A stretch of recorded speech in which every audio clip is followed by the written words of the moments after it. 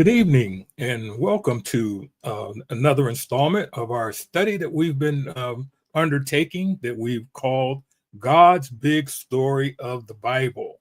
And tonight we're going to be continuing with our study as we're looking at the big story of the Old Testament, the big story of the Old Testament. And as we get into our study, I'm going to pull our slides up here.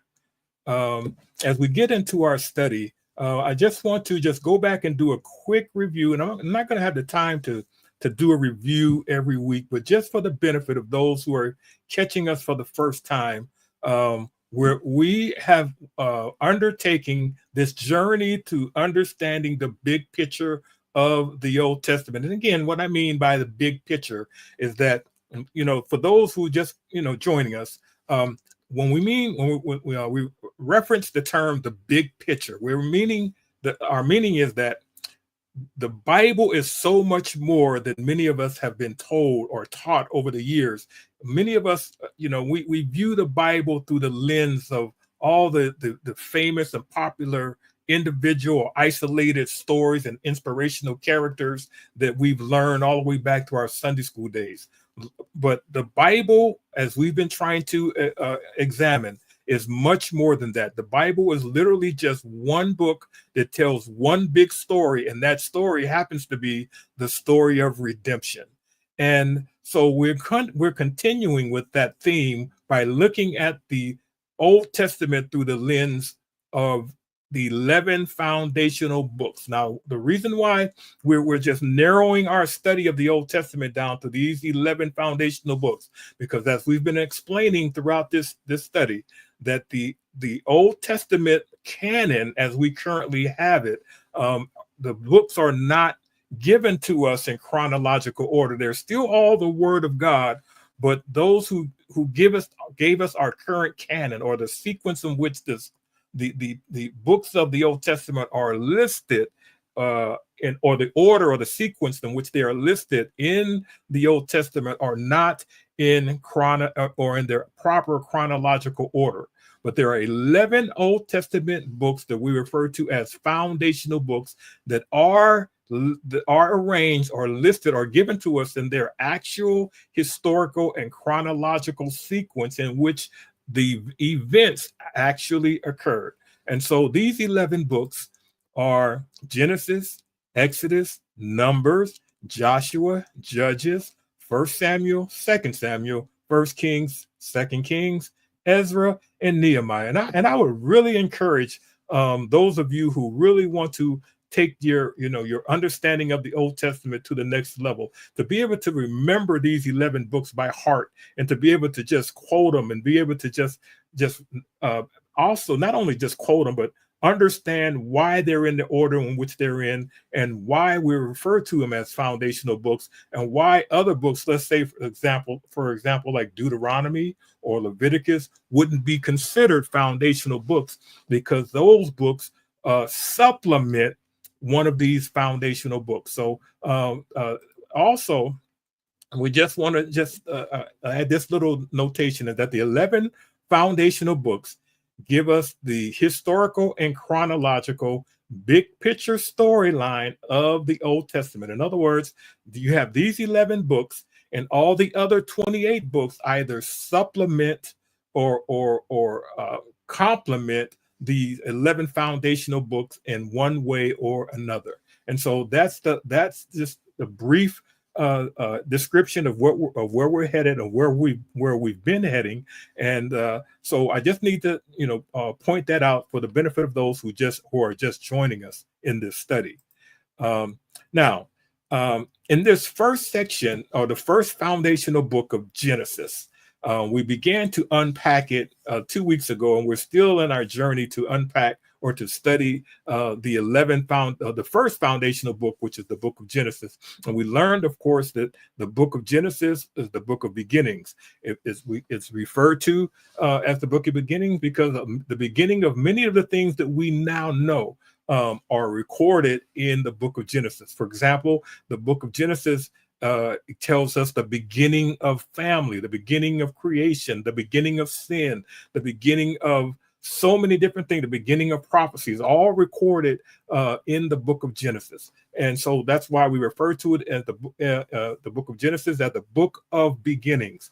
And also, we explained earlier that the book of Genesis is divided up into two sections, chapters 1 through 11, and then you have chapter 12 to the conclusion of the book of Genesis. So those are the two separate and distinct sections of the book of Genesis. And so we've been diving into the first section, which is chapters 1 through 11, and we've been discussing the fact that God has given in these first 11 chapters, he has given us a quick synopsis of what's referred to as prehistory. And in that prehistory, it includes 4 events that shape the world as we now know it. And in this quick summary, God answers several historic questions. Who are we and why are we here? Why is there so much evil in the world? Why are there so many cultures and languages and races in the world? And why is the topography or the geography of the earth configured the way that it currently is? And remember, we discussed the fact that the current topography of the earth, in other words, if you look at a globe, a picture of a globe or a picture of a world map, and you see the division of the continents and so forth, well, that was not the original design or the original layout of the planet Earth, but because of the flood, we see that the topography of the earth changed. So all of this, and again, all of these items, tells us or gives us a summary of why the world is currently in the state or in the condition that it currently is. And so that is all given to us in the first 11 chapters of the book of Genesis. And so we began to unpack the first thing, those 4 events. Oh, by the way, the 4 events that are described in the first 11 chapters of the book of Genesis. Those 4 events are, let me reference real quickly, are creation, the fall, the flood, and the Tower of Babel. Let me repeat that again. The creation, the flood, creation, the fall, the flood, and the Tower of Babel. Those 4 events are referred to as prehistory that God gives us in the first 11 chapters of the book of Genesis. And those 4 events, again, in totality, give us the answer to these questions that you see here on the screen as to why the world is in the state or in the condition or in the form that it currently is. And so we began last time. We began talking about the book of Genesis, and we broke this down, and we can see the prehistory that we began to discuss: creation, the fall, the flood, and the Tower of Babel. And so those 4 events, as I've been kind of pointing out, is it precisely why the world is in the state that is in, and those 4 events are given to us in brief detail in the first 11 chapters of the book of Genesis. So now, moving forward, we began last week talking about the flood of Noah's day, the second event that shaped the world in the way that it currently is. And we began to talk about some things, and I began to point out some things that, or some components to the story, some aspects to the story that's been there right in front of us the entire time, but many of us missed. My purpose then, with that in mind, is to help you to see that Noah and the flood, or the story of Noah and the flood, through fresh eyes. We want to look at it through fresh eyes. In other words, Genesis 6 has insights that we were never taught in Sunday school, but can clearly be seen when we carefully examine what the text actually says. And this is very important, because we're going to be unpacking some things that a lot of people who are listening to me maybe have never heard before, but it's actually been there in the text this entire time. In other words, this is not necessarily new information. It's been there all along. It may be new to the individual here, but this is information that's been there all along, and it's going to help us to understand the world of Noah's day in a much more broader, much more comprehensive manner. Okay, so now with that being said, when you combine the following four components that we're going to get into, and this is kind of where we're going to be heading for the remainder of this particular study. When you combine the following four components that I'm getting ready to outline, they irrefutably prove that the story of Noah and the flood is a true history and not just some children's fairy tale, in which, of course, a lot of biblical critics seem to like to convey. They when you listen to a lot of biblical critics online, that's what they refer to this as, a child's fairy tale. But what I'm going to show in this particular lesson is that the events that's described is much more than just a child's fairy tale, and that there is actual evidence that will demonstrate that particular case. So now, first of all, we're going to be examining what the Genesis 6 text actually says. So we're going to unpack, we're going to look at some things that it actually says and that it's always said, things that's been here in the text the entire time that maybe we've overlooked, maybe we've missed, maybe we ignored, or maybe we did understand it, but we got caught up in some of the different controversial views and perspectives and so forth. So we're gonna examine that. When we look at a world history, in other words, there's going to be a connection. When we talk about world history, there's going to be a connection between the flood narrative and also the Tower of Babel narrative. And so some of the things as it pertains to world history, it's going to be included in our next study when we get into the Tower of Babel narrative, because the two are synonymous. The two go hand in hand. So in other words, the Tower of Babel narrative happened after the flood narrative, and so the two components are going to have a lot to say for each other. So let's just want to keep that in mind, and then also, we're going to be looking at some geological as well as some archaeological evidence that will prove that what the Genesis 6 narrative says, and demonstrate through evidence. Not, in other words, we're going to, when we want to give an answer or discuss someone about the flood, we want to be able to have a more comprehensive answer, as opposed to say, well, I just believe because the Bible says so, which is what I believe because the Bible said so, because I believe the Bible is the word of God.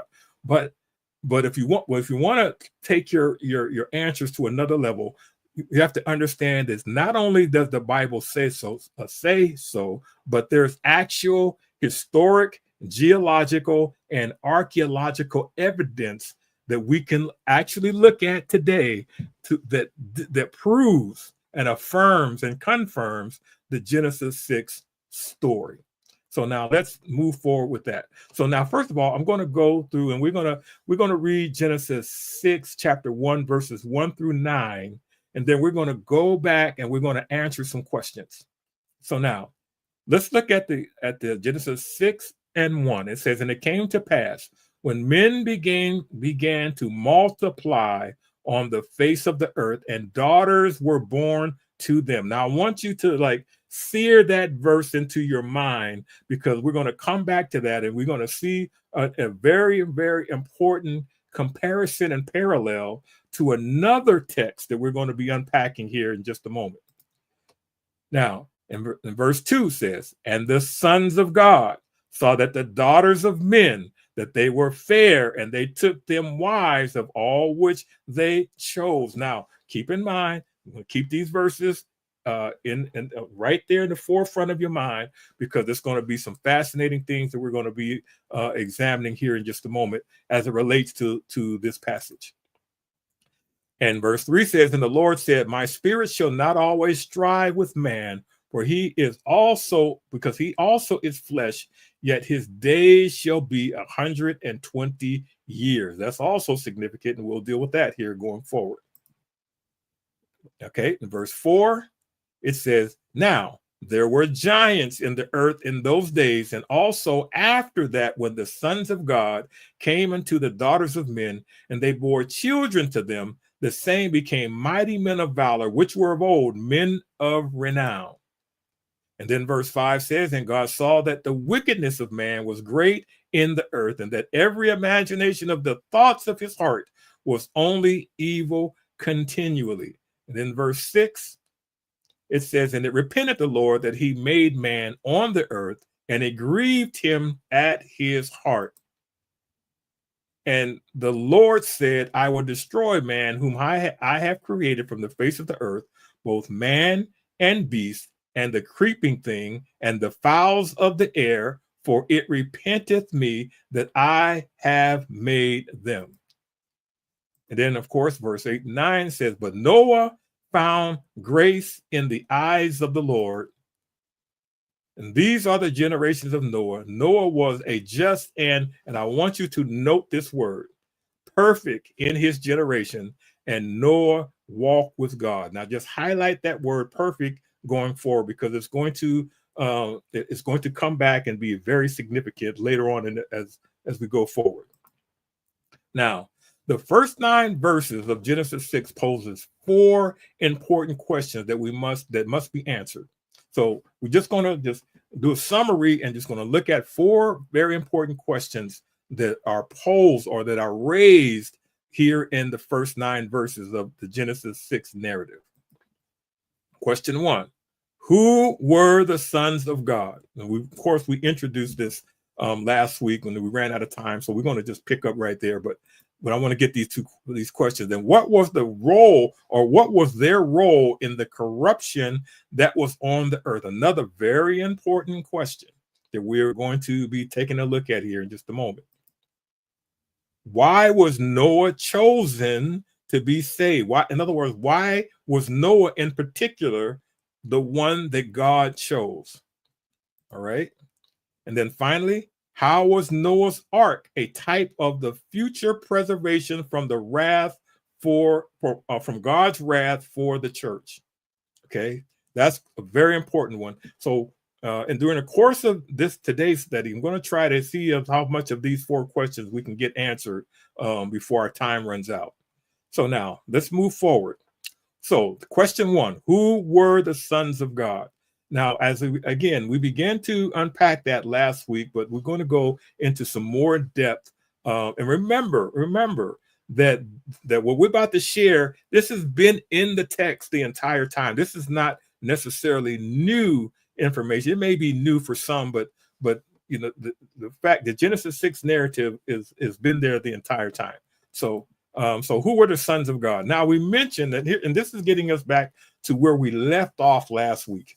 And we introduced a book known as the Book of Enoch. And again, for those who are just joining, when I'm introducing the Book of Enoch, now, because I can hear, through the airwaves, I can hear some people thinking, why is he talking about the Book of Enoch? The Book of Enoch is not in the Bible. That is not one of our canon biblical texts. Excuse me. So why is he talking about the Book of Enoch? Well, you stay with me and you're going to see why we're talking about the Book of Enoch. The Book of Enoch, even though, this is an important point, we're going to unpack more as we go, but even though the Book of Enoch is not considered canonical by most or many early Jewish believers in the first century in particular, they viewed the Book of Enoch as historical. In other words, they viewed it as actual history. And even though it was not viewed as canon or not viewed as divinely inspired, even though, there was a big debate about that back then, but it was not included in the canon, but it was viewed as definite historic documents. And we know this because the Book of Enoch, as we're going to see here in just a little bit, the Book of Enoch was directly quoted in the New Testament by Jude and by Peter. So they quoted directly from the Book of Enoch, which tells us that they actually viewed the Book of Enoch as credible actual history. And then in addition to that, as you can see on the screen, you can see fragments of the scrolls. And many of you maybe have heard of the Dead Sea Scrolls, but there were fragments of the book of Enoch in the caves at Qumran when they discovered the Dead Sea Scrolls. So also other evidence proving that the early Jewish believers viewed the book of Enoch as historical documentation. So now let's look at some information that is given to us from the book of Enoch. And just to kind of move this along, the reason why I'm using and addressing and speaking from the book of Enoch, because if you notice that the first 9 verses that we quoted in the book of in the Genesis 6 narrative, the book of Enoch goes into a much more expansive detail, much more specific detail about Genesis 6. So in other words, God basically just gave us a thumbnail sketch or a thumbnail overview in Genesis 6, whereas in the book of Enoch goes into great depth and great detail and great specificity regarding just a little thumbnail that we were given in Genesis 6. So that's the reason why. And also just to keep in mind that thumbnail that was given to us Genesis 6, and also this large, much larger, expansive, detailed description of Genesis 6 that's given to us in the book of Enoch, the first century believers, including Jude, including Peter, including those who wrote the Dead Sea Scrolls, they all believe this as actual history. So, I mean, I'm sounding a little bit redundant right now, but I need to emphasize that because there are going to be some who listen to me that maybe want to be turned off because I'm referencing a book that's actually not a canonical book. So I just wanted to make sure we got that perfectly clear. Now let's take a look. Now the book of Enoch, remember what I'm saying, remember what I said, that the book of Enoch gives us a much more in-depth detail, much more detailed and comprehensive information about what we have in the first 9 verses of Genesis 6. Enoch gives us a much more comprehensive detail. As a matter of fact, I am not even going to have anywhere near enough time to go through all the comprehensive information that given to us about the Genesis 6 narrative and the flood narrative. I've been really thinking hard. I may have to do a whole separate study just on this. In fact, I think I'm probably going to do that at some point in the future, just with a full concentration on the Genesis 6 narrative. We might do 3 or 4 lessons on it, or something like that. So, but this is just an overview of the book of Enoch and some of the things about the book and some of the things that are in or that's recorded in Enoch in much more expansive detail than we just read in Genesis 6. So with that being said, the book of Enoch describes Enoch as a righteous figure who was given the task of delivering God's judgment to the watchers. Remember that term, the watchers, for their sins against God. Remember now in the Genesis 6 narrative, they were referred to as the sons of God. And in the book of Enoch, they're referred to as the watchers. And so we'll see other somewhere else in scripture later on where the term watchers are being used. And so we're going to talk about here in a little bit who were the watchers.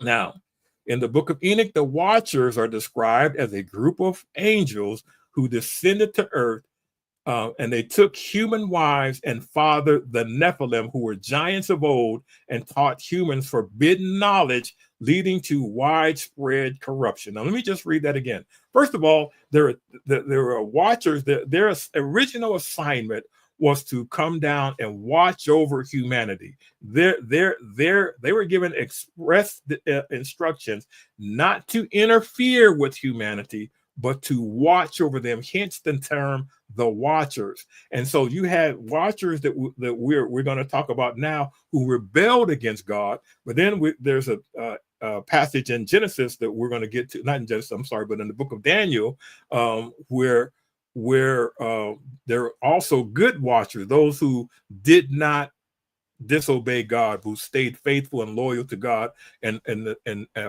stayed loyal to the role and the purpose that God had for them. So these were legitimate angelic beings, actual angelic beings. So in the book of Enoch, the watchers are described as a group of angels who descend to earth, who they send to earth with the initial assignment of watching over human beings, but to not interfere with them. That's important to keep in mind. But instead, they rebelled against God. They took human wives and fathered the Nephilim, who were the giants of old, and taught forbidden knowledge. Keep that in mind. Taught forbidden knowledge, because Enoch goes into a whole lot more expansive detail about this hidden knowledge. I mean, he's given names to the watchers, and he just goes into just some ridiculous detail. And then, but not only that, but I'm just using Enoch as a reference to Genesis 6, but there are also other non-canonical books like the book of Jasher, the book of Jubilees, that also reference this same identical story. And you would say, well, why am I referring to the book of Jasher? Again, it was a book of Jubilees. They're not in the Bible, but the book of Jasher and the book of Jubilees are referenced more than once in the Old Testament, which tells us again that the early Jews view these non-canonical books as actual history, even though they didn't feel that they were necessarily divinely inspired. So that's an important point to keep in mind. So Enoch's interactions with the watchers and his description of their sins and punishment are central to what Enoch's narrative is all about. In other words, Enoch goes into great detail describing their sins and also describing their punishment. And he also goes into great detail describing the effects and the impact of their sins, what that impact had on humanity, hence affirming and aligning precisely, seamlessly with the Genesis 6 narrative. And we're going to see how precise and how seamless the two narratives are as we go forward. Now, what were the sins of the watchers specifically? Now, we're not going to, again, this I'm not going to be able to go into great detail, but I'm just trying to give an overview to understand the background of the flood narrative. So by understanding this background is going to be really major going forward in our study, because we're going to notice that in the future, as we get further into our study, and when we get to examining, for example, in the book of Numbers, and when we get into the life of David, because we're going to see these giants come up again. So this is why a lot of understanding this background is important to being able to rightly divide and to better understand the biblical text. So now let's take a look real quickly. Now this is now remember I quoted the first 9 verses in Genesis 6. And I want you to now compare what Enoch says and just see exactly how seamless that Enoch. Now, this is Enoch chapter 7, verses 1 through 7 and verses 10 through 11. Now, notice it says, and again, we're in the book of Enoch. And again, why am I in the book of Enoch? Hopefully you understand that this is viewed by many Jews, including Peter and Jude, as being totally historical, because they quote directly from the book of Enoch in their writing. So now, again, with that being said, Enoch chapter 7, beginning at verse 1, this is what it says. After the sons of men had multiplied in those days, that daughters were born to them. And again, that's a direct quote from Genesis 1 and Genesis 6 and 1. And when the angels, the sons of heaven, beheld them, they became enamored with them, saying to each other, "Come, let us select for ourselves wives from the progeny of men, and let us beget children." And then verse 3 says, then their leader, Samyaza. Now this is another interesting, this is a level of the detail that of the Genesis 6 narrative that Enoch goes in, or that Moses doesn't go into. But Enoch takes us to a whole nother level in terms of the comprehensive level in which he helps us to understand the events leading up to the flood. Now then their leader, Semyaza, said to them, "I fear that you may perhaps be indisposed to the performance of this enterprise, and referring to the enterprise of mating with human women, and that I alone shall suffer for so grievous a crime. So they understood that they were about to commit a grievous or great sin against God. But they answered him, and they swore that they were going to they swore an oath to one another. Okay, in verse 6, and bind ourselves by mutual excretations, that we will not change our intention, but execute our projected undertaking. Then they swore all together, and all bound themselves by mutual excretations. Their whole number was 200. So he's even telling us, so Enoch even goes as far as telling us how many watchers were a part of this undertaking. And then they descended upon Ardis, which is atop of Mount Hermon, which is in Israel, by the way. Then they took wives, each choosing for himself whom they began to approach, and with whom they cohabited, teaching them. And this is, remember we talked about forbidden knowledge, and of course this is as Enoch takes his narrative even further. He goes into great detail because he actually names which watcher committed what sin and what forbidden knowledge that each one taught. I mean, he just goes into great detail that I'm not going to be able to go into in this particular study, but teaching them sorcery, incantations, and the dividing of roots and trees, and women conceiving, and the women that were conceived through their union brought forth giants, which of course affirms what we've been reading in Genesis chapter 6. Right. So let's look at some more sins of the watchers. Now, the book of Enoch describes the watchers as a group of angels who were initially tasked with watching over humanity and guiding them. However, they became tempted by the beautiful women, and they married them, and they have offspring from them.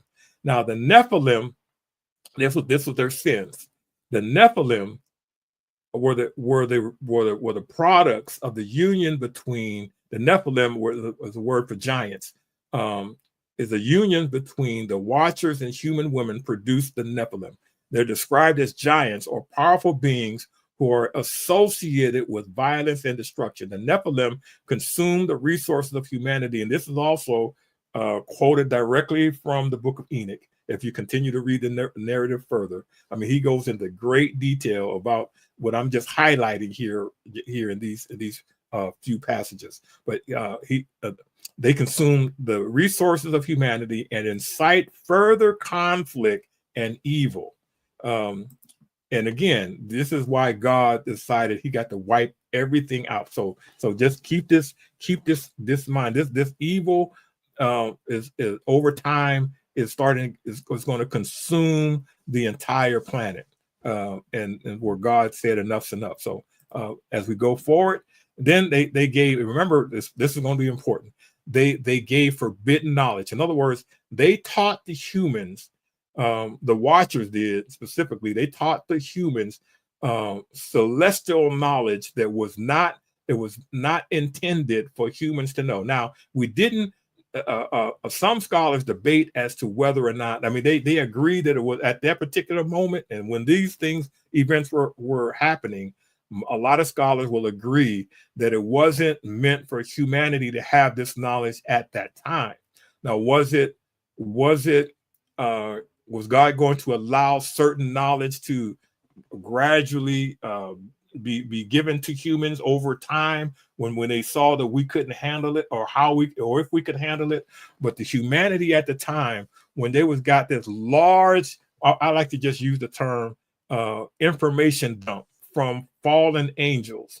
So and so it was not intended because humanity did not have the capacity in order to handle this information the way that God would have had them. So it was known as forbidden knowledge. This knowledge is seen as corrupting and contributing to the overall decline of humanity, which led to the flood of Noah. Also, then the book of Enoch discusses God's judgment.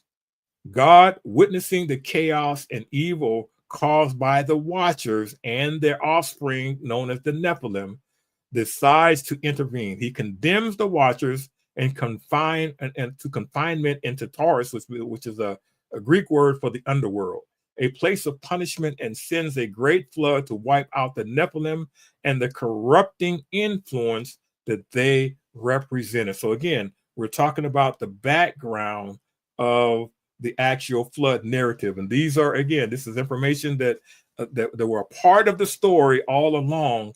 But, as in Sunday school and growing up in church, many people did not learn this level of information or this component to the story, but it's been there right there all along. And we're going to even look at evidence to demonstrate why this is true history in terms of the giants, the watchers. And so we're going to just take it a little step further here in a little bit. Now, the watchers and forbidden knowledge. And again, this is information that Enoch gives us in great detail that I'm only summarizing. First of all, we read in the text in Enoch that the leader was Samyaza, and he is often identified as the leader of the fallen angels according to the book of Enoch. Okay, then there was Gadriel, taught the art of cosmetics, the use of weapons and killing blows. Azazel taught humans to make knives and swords, other weapons, shields, and how to devise ornaments and cosmetics. And then it was Baraquel. He also taught astrology, which was dealing with reading the stars and the moon and the cosmos. And this, again, was forbidden knowledge. And so we're going to, if I do a separate study sometime down the road, we're going to take a look at some of these in a lot more detail, because one of the things that used to fascinate me, and this was, for years before I ever even knew about this book of Enoch narrative, but it always fascinated me that how is wherever there was civilization located around the world, think about this, and no matter where there was civilization anywhere on the globe, there's certain knowledge, there's certain types of technology that no matter where you went, if you find indigenous people, no matter where you went, no matter what civilization, they all had some form of ability to do metallurgy, which was another one of the forbidden knowledge that was given by one of the other fallen angels, by the way. Every civilization had some form or ability to do metallurgy, to have projectile technology like bow and arrow, no matter where you went on planet Earth. Why is this synonymous? So I'm just going to just kind of like ask that question and then just kind of leave it and table it, because when we get into the flood, the Tower of Babel narrative, we're going to, that question is easily answered when you combine the knowledge that humanity received from the watchers. And when the dispersion happened after the Tower of Babel, you can see that knowledge spread all throughout the globe. And so that's another reason why I believe, and what is another piece of evidence, I would say, that demonstrates that this narrative that we're discussing, that's given to us by Enoch, which is affirming Genesis chapter 6, is not just a fairy tale, but actual real world history. Now, once again, I mentioned the fact that Jude directly mentions the book of Enoch. So I want to just take a look at a couple passages that compares Jude and Enoch. So let's just take a look at Jude 14 and 15. And notice what it says. And Enoch also, so he even mentioned him by name, the seventh from Adam, prophesied of these, saying, behold, the Lord cometh with 10,000 of his saints to execute judgment upon all, and to convince all that are ungodly among them to all their ungodly deeds, which they have ungodly committed, and all their hard speeches, which ungodly sinners have spoken against him. So that's Jude Jude is only one chapter, but it was verses 14 and 15. Now, let's look at Enoch, because Jude is quoting directly from the book of Enoch. And notice let's make this comparison. Notice what in Enoch 1 and 9, what he says. And behold, he cometh with 10,000 of his holy ones to execute judgment upon all and to destroy all the ungodly. Now, notice and compare that with Jude 14. So you can see that Jude is he believes, the belief was the book of Enoch was true and actual prophetic prophecy and actual history. And also now we see that Jude believed also. But let's look at Peter's quote from the book of Enoch. Let's look at what Peter said in Peter chapter 2, verses 4 through 7. Let's take a look. For if God spared not the angels that sinned, for God spared not the angels that sinned. Who were the angels that sinned?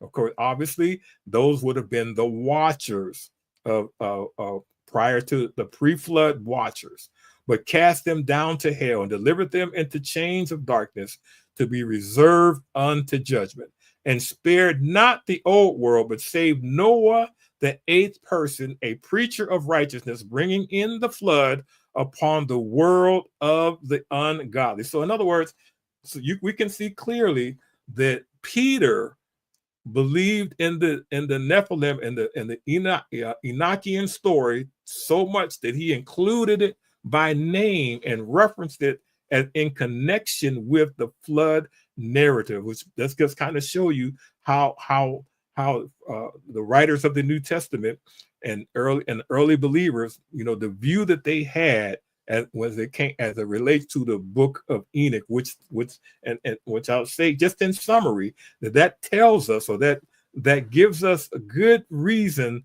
to view the Genesis 6 flood narrative through the book of Enoch lens, because the book of Enoch goes into much more greater detail. And then with that being said, also, I want to just say that for those of you who would like to get more information about the watchers in the book of Enoch, there's some amazing resources online and amazing YouTube videos that you can watch as it pertains to the book of Enoch. And there's one particular gentleman that I particularly like, and maybe you can Google him and reference him.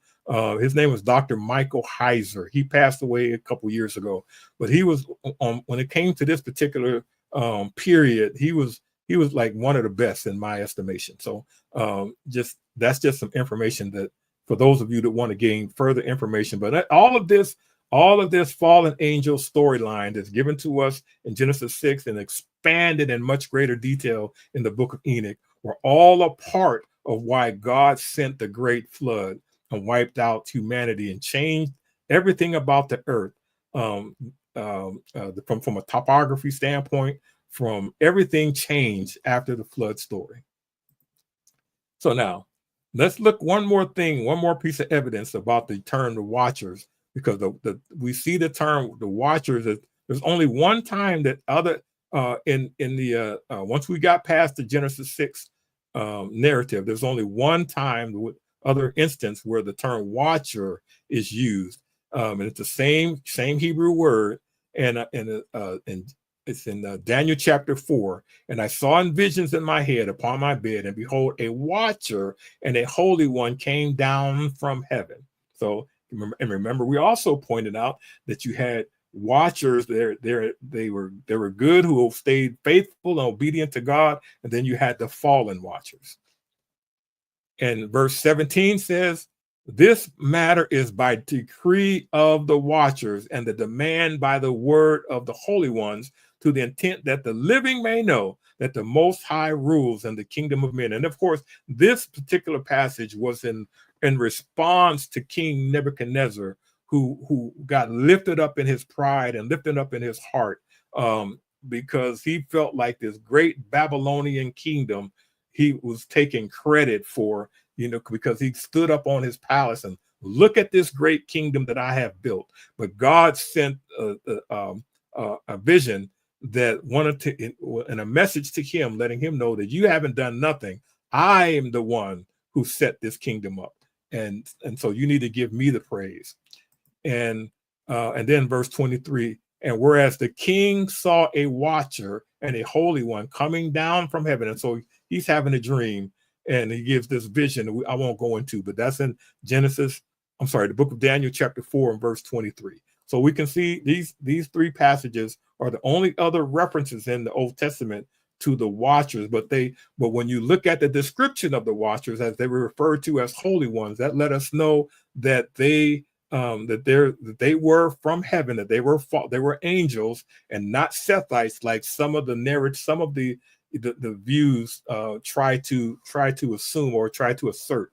And so the evidence is overwhelmingly clear that when in Genesis 6 said that the sons of God came down, that they were talking about fallen angels. And again, we see a reference in the book of Job. Where were you when the sons of God, how many times that was referenced? Or when God when God prior to giving Satan to afflict Job, the Bible says that in the book of Job, chapter 1, that the sons of God and Satan was with them, came before the throne. So again, every time the term sons of God is used, and is always referring to fallen angels, with the exception in the New Testament that God has made us to become sons of God.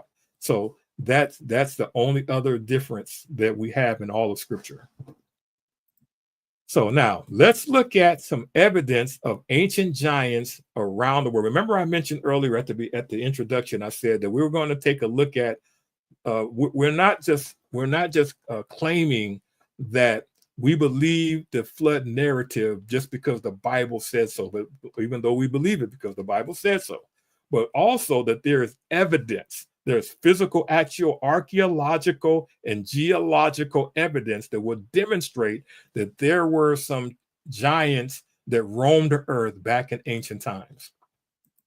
And of course, this is just some of the evidence. Now, this is down in Peru, if I'm not mistaken. If you notice these stairs, all right, this ancient Inca city is enveloped in a mystery that experts today cannot explain. Of course, those of us who believe the Bible, we can explain, where these stairs came from or how they were made and created. And obviously, this is not steps that was created for an average human. So this is just an evidence. This is in Peru, and I'm going to share just a handful of different monuments and various things in construction and in geology. In archaeology, they refer to these sites as megalith sites. And some there's some biblical archaeologists that all they do is they uncover and they do archaeological research on sites like this to affirm the Bible. And then you have those who try to say that there was like aliens created them and so forth. And so, like matter of fact, the History Channel has a series called Ancient Aliens, and rather than accept the biblical narrative, they say, well, ancient aliens came down and made many of these megaliths. So, but the Bible gives us clear information, a clear, distinct breakdown of who created these structures. So we're going to just take a look at some more. This is another one. It's called Machu Picchu in Peru, and I watched the actual documentary on this particular this particular structure. And the person did the documentary. He actually goes around the world and examined these types of sites. I think his name was Alberini is his last name. I can't remember his first name, but I watched this documentary. And he said some fascinating things. He said that these stones were so precisely cut and fit into place that you cannot even slide a piece of paper in between the cracks. And this was done without mortar. So in other words, the technology to be able to do this was not available to ancient humans, which means, or normal humans rather. It means that it had to be some genetically hybrid humans that was able to move these stones, and many of which weighed into the multiple hundreds of tons. And then, of course, this is one that I thought was interesting. Now, this is in Montana, and it's very similar to the one that we just saw in Peru. This is actually, I had never heard of this one before here before like a week ago. And it's called the Sage Wall in Montana, right here in the United States. And it says like deep in Montana's remote wilderness lies the Sage Wall, a stunning megalithic, that's that term again, structure composed of massive granite blocks intricately stacked in a straight line extending 275 feet, reaching up to 25 feet high, with some blocks weighing 91 tons. Remember, think about that. It is believed that the wall continues an additional 15 feet underground.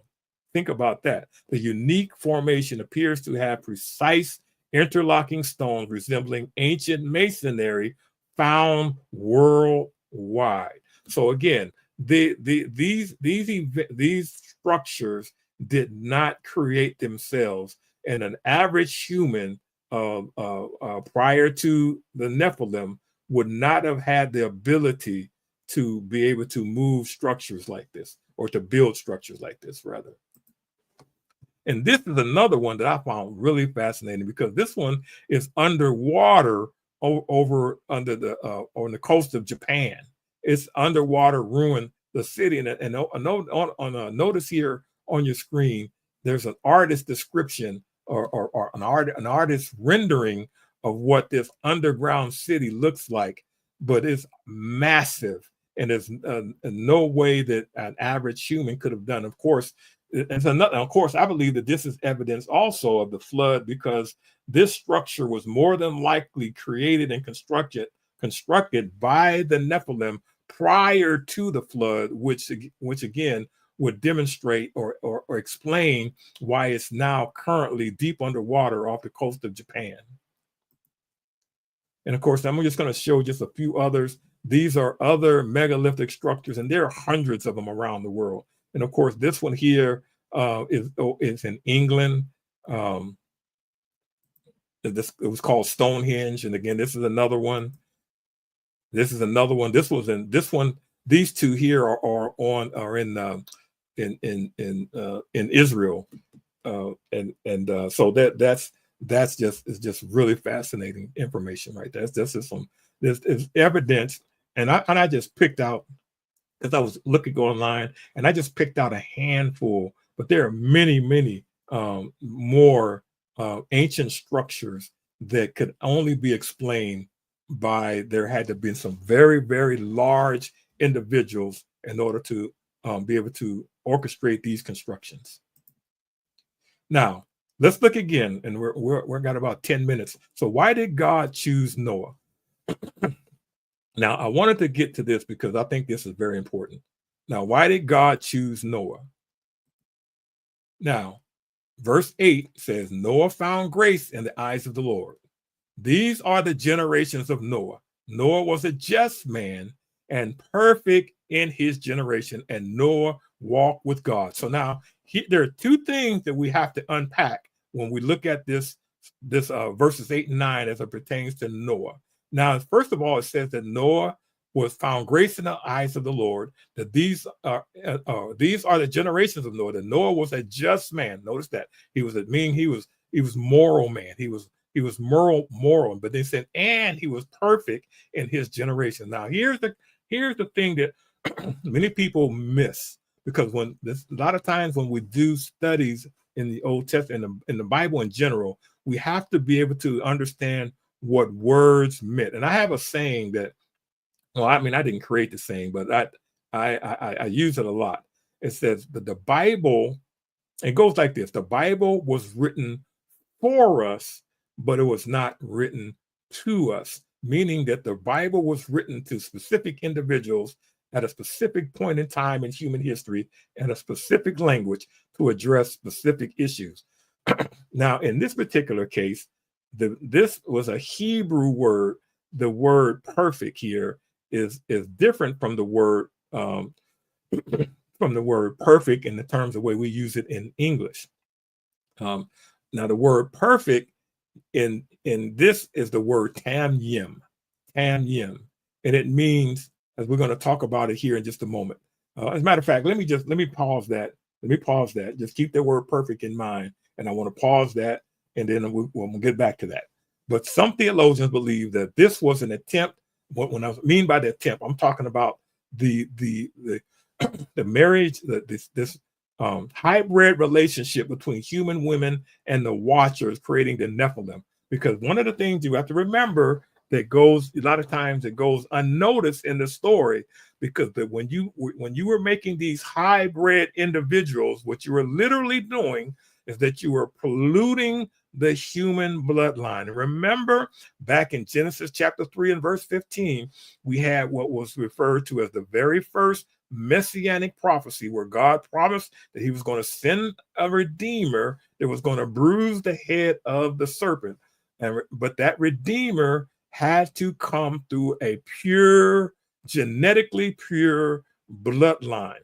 And so this is viewed by many as an attempt by Satan to stop or pollute the human bloodline, thereby preventing the Messiah from coming in the first place. So in other words, the idea was to corrupt the human gene pool. That was the idea. Now, when we look at the word perfect, from Noah, in the case of Noah, now the word perfect is typically interpreted as morally perfect or having perfect godly character. However, the word in Hebrew is the word tamyim, which has a much broader usage. In general, it means to be complete, whole, entire, or sound, in the sense of being unimpaired or genetically unimpaired or innocent. And now let's look at some examples of the word where the usages of the word tamyim is used in scripture. Now, in Exodus chapter 12, we can see where the word tamyim is used. And it says in Exodus chapter 12, verse 5, it says, and this of course was the night with the blood on the doorpost when the destroyer came and killed all the firstborn in Egypt.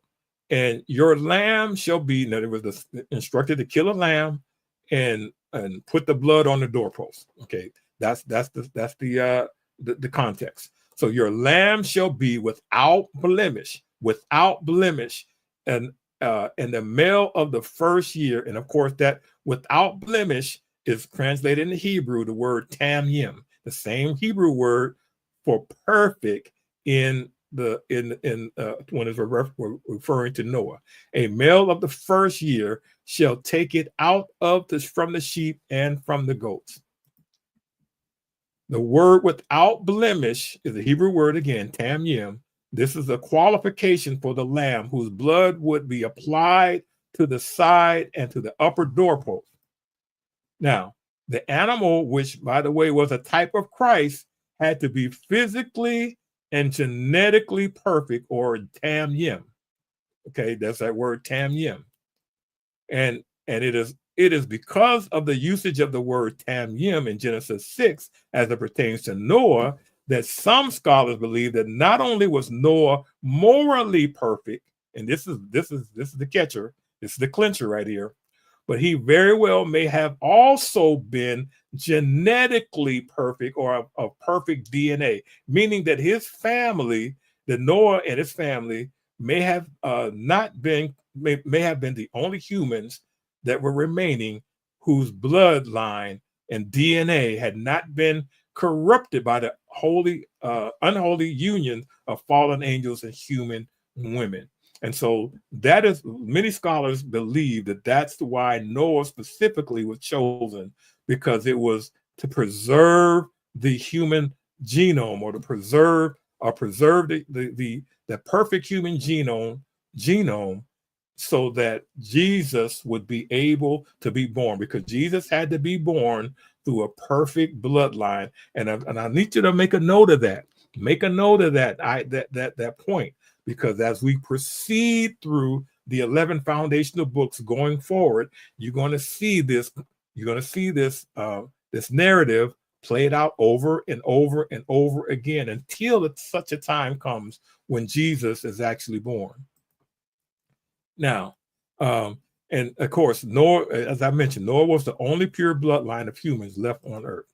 So now, we also want to point out that Noah's ark is a type of the rapture. And this is another important component that often gets missed. The story of Noah's Ark represents a type or a foreshadowing of the rapture, a time when believers will be taken up to heaven before God's judgment is poured out on earth. Remember, the flood represented God's judgment being poured out on earth. And we'll talk about later the difference between God's wrath and God's judgment is different. In other words, earth during the 7-year tribulation is going to represent God's judgment. Okay. While the Bible doesn't explicitly state this connection, parallels are often drawn between the two events because before God's judgment is poured out or was poured out in the form of the flood, God secured Noah and his family in the ark. And that is the reason why we say that the rapture is going to be a type of that. Now, but Noah's Ark and the rapture involves a separation of people, with the righteous being saved while the unrighteous facing God's judgment. Now, Jesus himself, and this is big, Jesus himself makes a comparison between the days of Noah and the days before the second coming. Notice what Jesus said. For as in the days before the flood, they were eating and drinking, marrying and giving in marriage, until the day that Noah entered the ark, and did not know until the flood came and took them all away. So shall it be when at the coming of the Son of Man. So Jesus even himself makes this comparison between Noah and his second coming. So I just thought that was a very important point that we need to keep in mind. Now, we're just going to take a look at a summary of the Noahic covenant. Now, God blesses Noah, and this is, of course, the end of the story of the flood. And then next week, we're going to pick up with the Tower of Babel narrative. But God blesses Noah and his sons. God instructs to be fruitful and multiply and replenish the earth. God gives them specific instructions regarding blood and the shedding of blood. And Noah and his sons agree to the covenant. And God creates a rainbow to symbolize his covenant with Noah and his sons, of course, promising that he would never destroy the world by water once again. And then now we're going to just look at some basic summary and general facts, and then we're going to get out of here about the flood of Noah's day. And of course, again, we didn't go all the way through the entire, because all the way through chapter 6, 7, and 8, and because we're just trying to give you a thumbnail sketch and overview. We wanted to just share some information that stretch your mind, make you want to research, not necessarily take what I said about this background information, but go and research on your own for yourself to see whether or not the things I'm saying was actually true or not. Now, the account of Noah's flood, the flood of Noah's day, also reveals the global extent of human corruption, and we talked about that. The story of the ark foreshadows a divine pattern of salvation in the midst of judgment and for a future and much greater redemption. The flood brought about enormous geological changes. We talked about that. And it rained for 40 days. This is just some basic information.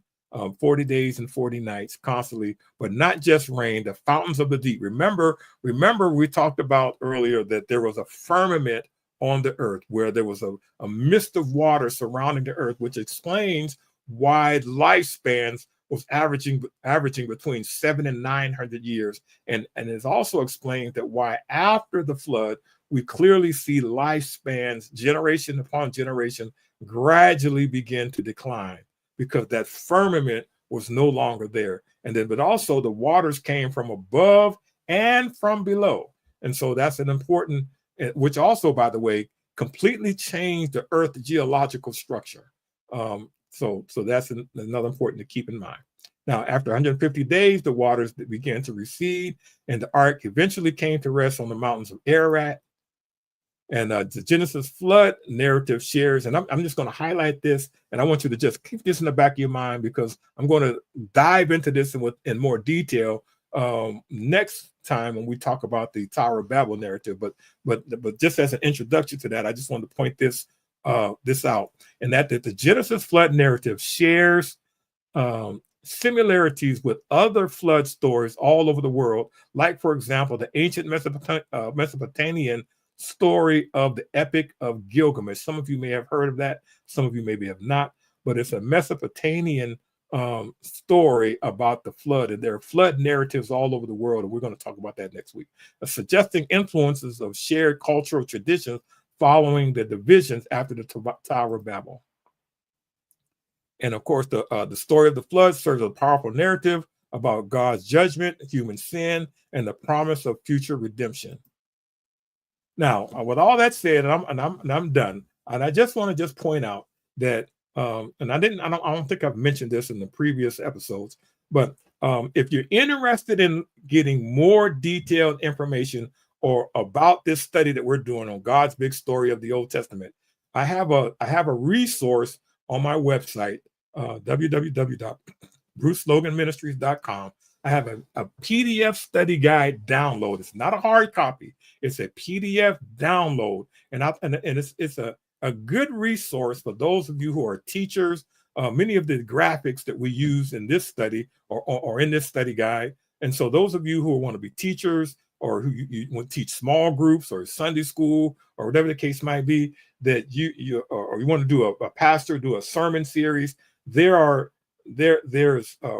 this by using this PDF download, you can create PowerPoints. You can copy and make handouts for different sections depending on what you're teaching, or if you're doing a class, you can create handouts and so forth. So this is in the form of a PDF download, and it's 135 pages, and it's important that you keep in mind that it's a $14.95, because it was actually a lot of work that went into it. And so so a nominal fee of $14.95 is a great resource for those of you that want to just maybe get ahead of me, see kind of where I'm going in the future, or those of you who are just joining, you want to just go back and just kind of catch up on some of the things that we've been talking about, that this is a great resource. If I must say so myself. And with that being said, I'm going to get out of here. But I just want to just point out the trademark premise of everything that I like to do and what I believe in is that my desire is to create a community of Bereans. In other words, I don't want you to believe anything that Bruce Logan says, but I want you to be like the Bereans in Acts 17:11, which is one of my favorite scriptures. And it says, now the Berean Jews were of more noble character than those in Thessalonica, for they received the message with greatness and with great eagerness, and examine the scriptures every day to see if what Paul said was true. And mind you, they were being taught by the Apostle Paul. And also, by the way, all they had was the Old Testament. So Paul was teaching them from the Old Testament, because at the time the book of Acts, the events of the book of Acts were transpiring, there was still not a New Testament. There was no New Testament. There was no Romans. There was no Gospels. There was no at this particular time. So all they had was the Old Testament scriptures. And so they even though they had the great Apostle Paul, arguably the greatest teacher that ever lived, not named Jesus Christ, but yet and still, despite of the fact that they had Paul, they wanted to go and see and research for themselves on their own to see whether or not what Paul was telling them was true, or was actually in the Bible or not. And I want to challenge everybody everybody listening to me to be a Berean. And that's what I want to do. I want to create a community of Bereans. And so with that being said, we want to get out of here. But before we get out of here, let's not forget to click that bell, subscribe to this channel, and you'll be getting notifications every time we do another study. But until then, I want to see you all next week, and may God bless every one of you.